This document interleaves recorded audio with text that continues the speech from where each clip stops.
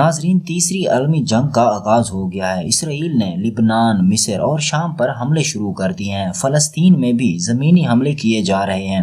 اسرائیل نے ٹینکس روانہ کر دیے ہیں۔ مسجد اقصی بند ہو گئی ہے، کسی کو داخلے کی اجازت نہیں ہے، صرف یہودی وہاں عبادت کر سکتے ہیں۔ دنیا کے امیر ترین شخص ایلان مسک نے بھی عالمی جنگ کا اعلان کر دیا ہے۔ فلسطینی فوجیوں کو تو ٹینکس اور اسلحے سے مارا جا رہا ہے، لیکن عوام کو بھوک سے مارنے کا منصوبہ تیار ہو چکا ہے۔ ارب پتی بزنس مین ایلان مسک نے موجودہ حالات کے تناظر میں تیسری عالمی جنگ کا خدشہ ظاہر کر دیا ہے اور کہا اثرات سے ہم شاید نکل نہ پائیں۔ ایلان مسک نے بتایا کہ غزہ میں اسرائیل اور حماس تنازع اور یوکرین اور روس میں جاری جنگ نے تیسری عالمی جنگ کا خطرہ بڑھا دیا ہے۔ دوسری طرف سربراہ اقوام متحدہ کا کہنا ہے کہ اسرائیل نے غزہ میں عالمی قوانین کی واضح خلاف ورزیاں کی ہیں۔ سیکرٹری اقوام متحدہ کے انتونیو گوتریز نے غزہ میں فوری جنگ بندی کا مطالبہ کیا۔ انہوں نے کہا کہ فلسطینیوں نے اپنی سرزمین کو اسرائیلی قبضے میں جاتے دیکھا ہے، فلسطینیوں نے اپنے رشتہ داروں کو تشدد کا شکار ہوتے دیکھا ہے، فلسطین کی معیشت کو تباہ کیا گیا، معصوم لوگوں کو بے گھر کیا گیا۔ اس کے علاوہ برطانوی تنظیم آکسفیم نے کہا کہ اسرائیل کی جانب سے غزہ کو خوراک، پانی، بجلی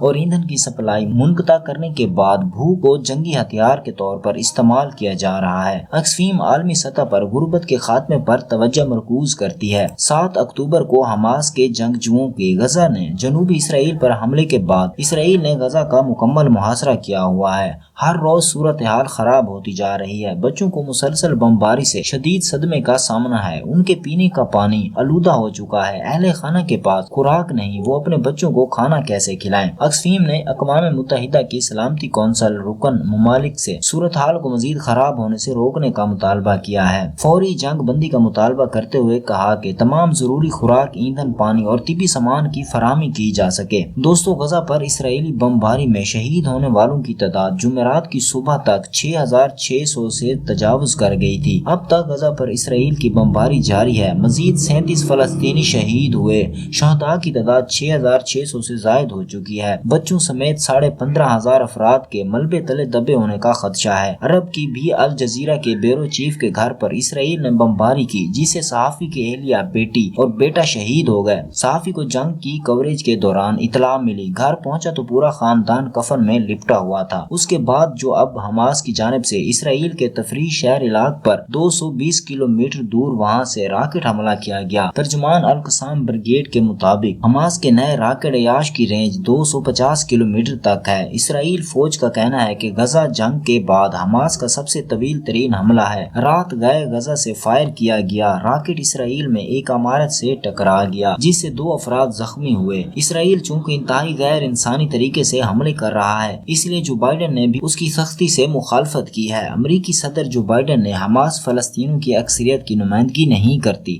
وہ شہروں کے پیچھے چھپ رہی ہے۔ اب آگے جو ہونا ہے وہ ریاستی حل ہے۔ اسرائیل کو معصوم شہریوں کی حفاظت کا خیال اور جنگی قوانین سے ہم آہنگ رہنا چاہیے۔ تاہم بائیڈن نے مغربی کنارے میں یہودی آباد کاروں کی جانب سے فلسطینیوں پر حملے کی مذمت کی ہے۔ نہ صرف امریکی بلکہ دیگر ممالک بھی سر اٹھا رہے ہیں۔ ترک صدر نے کہا کہ حماس ایک دہشت گرد تنظیم نہیں ہے، آزادی کی جنگ لڑ رہی ہے۔ ایرانی سپریم لیڈر آیت اللہ خامنائی کی امریکہ پر تنقید کرتے ہوئے کہا کہ غزہ میں بمباری کے لیے امریکہ اسرائیل کو ہدایت دے رہا ہے۔ امریکہ کے ہاتھ غزہ کے معصوم لوگوں کے خون سے رنگے ہیں۔